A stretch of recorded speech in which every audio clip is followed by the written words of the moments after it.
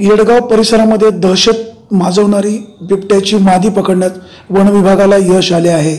खानेवाडी येथील एका धनगराच्या 4 महिन्याच्या मुलीला याच बिबट्याने ठार मारले होते असे स्थानिक नागरिकांचे म्हणणे आहे। ही घटना घडल्यानंतर वन खात्याने तात्काळ या ठिकाणी पिंजरा लावला होता। वन खात्याला ही बिबट्याची मादी पकडण्यामध्ये आज अखेर यश आले।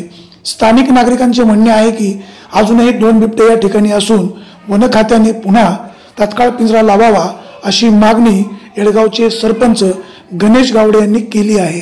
Bureau report, Vighnar Times, Yedgaon.